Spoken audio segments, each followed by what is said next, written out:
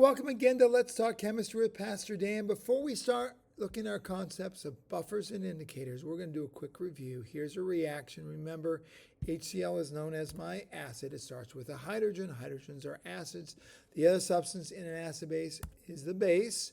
It has hydroxide, or it's anything that accepts a proton.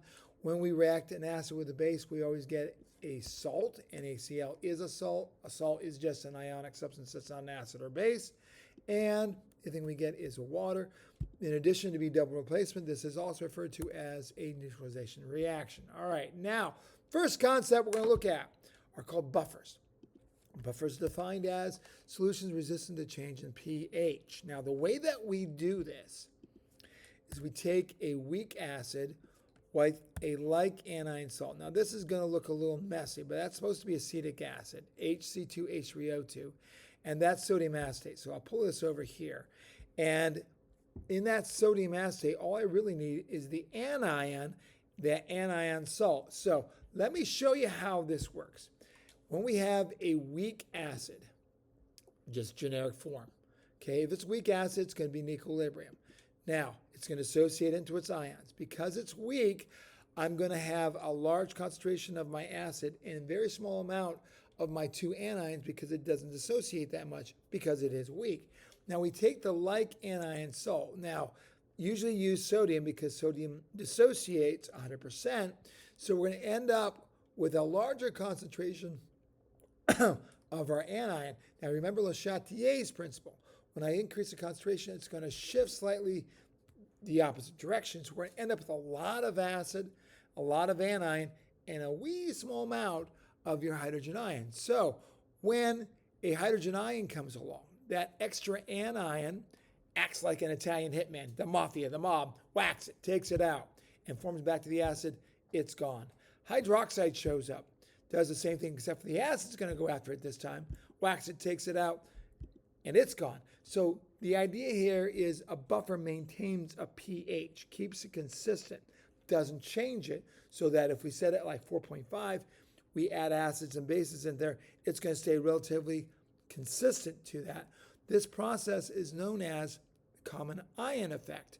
We're shifting equilibrium by introducing like anion salt. That is what we call that. Now, the other concept we're going to look at here are called indicators. Indicators are defined as substances that determine pH by color change. Now,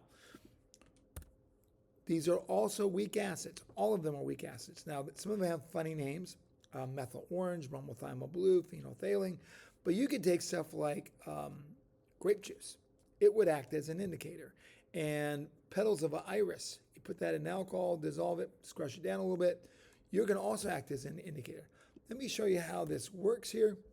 So I've got two videos here. Let's do this one first. Okay, so over here, I've got 2 beakers of acid, 2 beakers of base.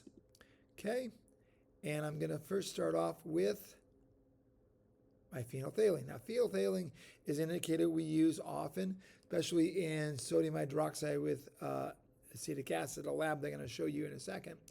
When you add the acid, and this eyedropper is not working very well, it's dripping up a little bit.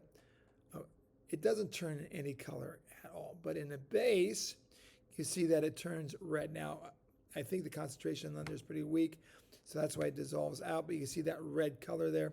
I'll put some more in it later. One that works a little better right now is that bromothiamyl blue.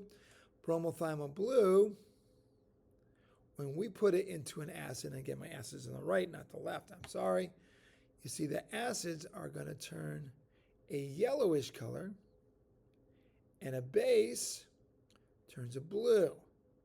Okay, so that is how indicators function. Okay, cancel. Let's minimize it. There we go. And then let's try a more interesting one. This is a universal indicator here. So I'm going to take my universal indicator, and I've got 2 acids on the right here, 2 bases on the left. If I start adding my indicator, you see it turns colors along those ones. You see the colors are different. That bluish as you add it into there, that's ammonia right there. And on the far left here, that is sodium hydroxide. You see the colors are completely different based on the pH. So we get different colors based on the pH there. All right. Now, how does this work?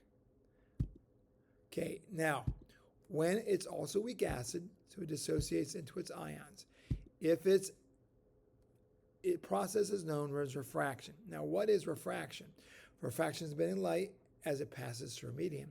So as an acid, it's going to cause light to bend a specific way to get a specific color. If, on the other hand, the anion is more because it's a base, then it's going to shift it the opposite way and bend it a different way and get a different color. So that's how indicators work.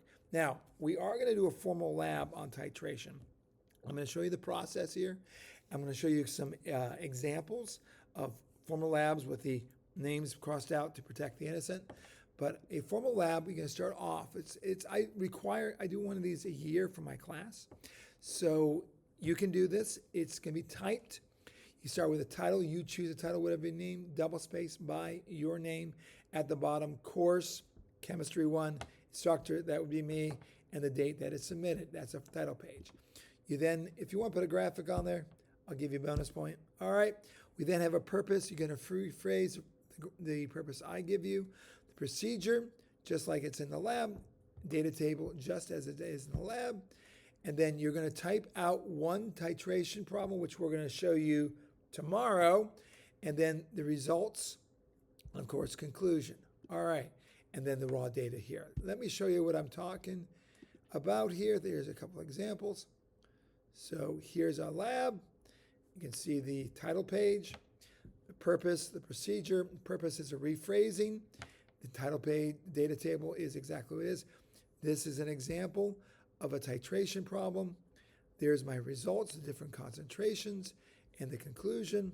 And then there's a data table. Now I will print out, I will do, when I do titration, an example of this lab for the formal lab. So we'll talk about that, but that's where we go. That's one of them. Here's another one, slightly different graphic.